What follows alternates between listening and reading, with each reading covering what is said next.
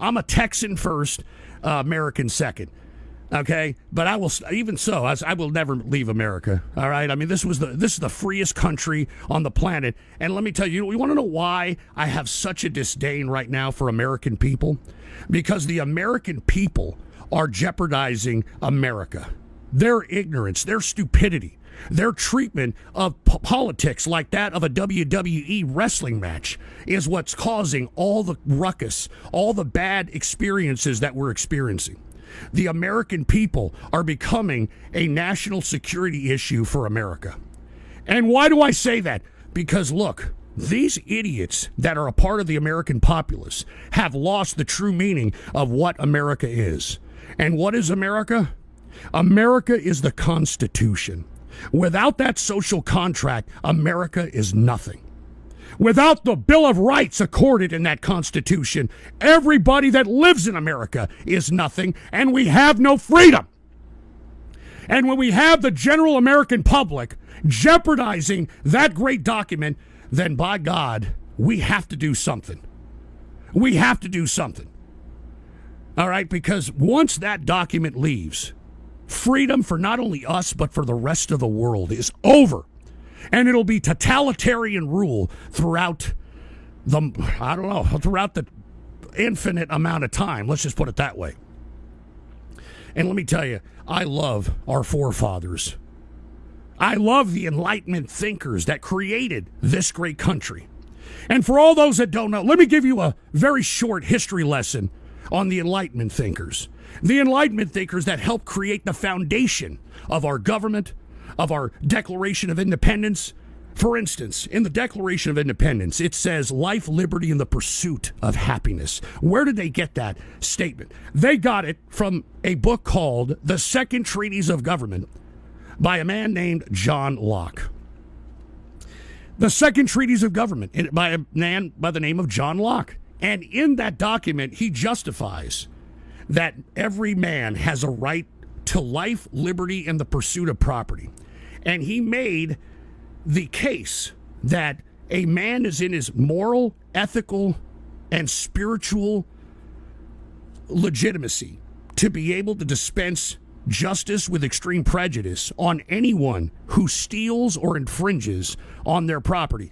Because Locke suggested that if someone steals from you, they are taking a part of your life.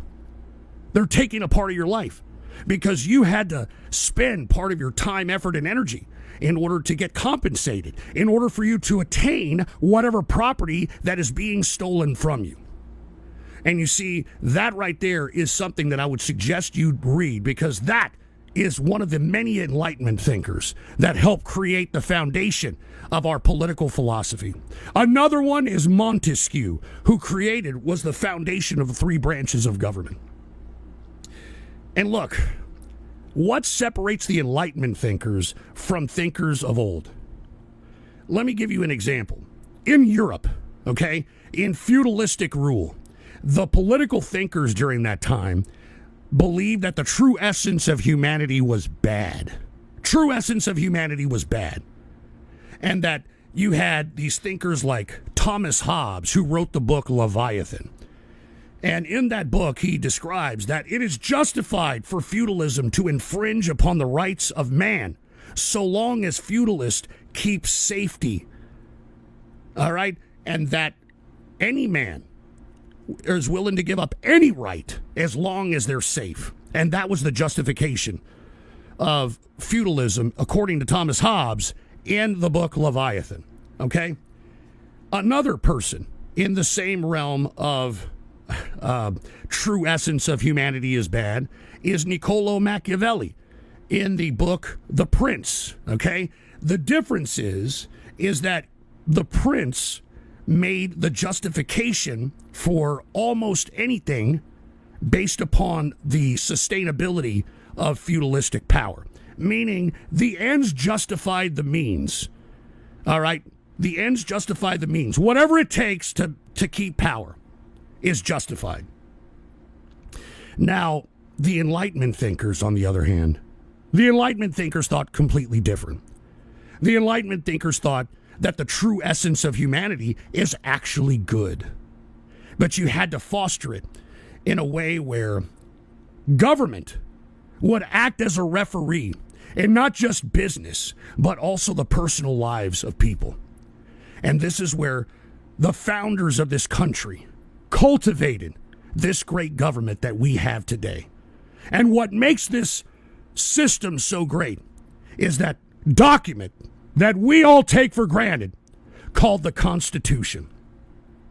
The Constitution accords us unalienable rights that are defined to us by God. It's the same justification that the feudalist justified their divine right, meaning that, oh, I'm king, my son will be king, his son will be king, divine right. They justified that because the church at the time, which was the true power behind feudalism, justified it because they were divine right by God. And you see, our Enlightenment thinkers flipped that coin and said, look, God wouldn't have divine right on one family. God would accord every right to every person just because they live and they're on this earth. And those rights are defined in the Constitution. All right? The Constitution is the greatest document ever created since the Magna Carta. What's the Magna Carta? The Magna Carta was a social contract that was brought up by the nobility against feudalism, demanding a separate class from the average regular folk. And they wanted different treatment. They justified their treatment. And guess what? The feudalist had to oblige the Magna Carta. And you see, this is why I am so dedicated to the Constitution. That's why I love the Constitution more than I do these ungrateful American people who refuse to fight for it. Just because they're too stupid and ignorant to understand that this document allows them to be the fucking sloth, fucking man-child idiot that they are, isn't going to jeopardize my right. All right? So fuck you, American people that have lost your fucking disconnected idea of what America is. What America is the Constitution.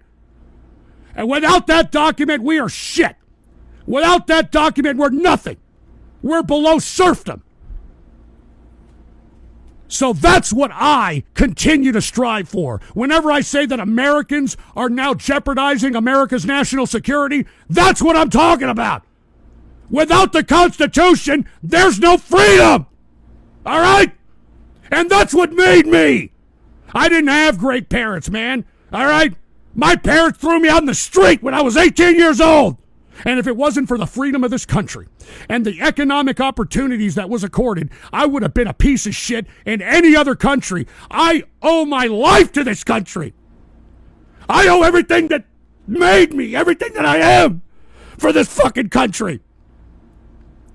So I'm not going to let some stupid shithead American people who would rather put about 2 or 3 fingers on their ass, gyrate it counterclockwise while they're watching some fucking imported cartoon from Japan ruin this country. I'm not going to let them do it. I'm not going to let them do it.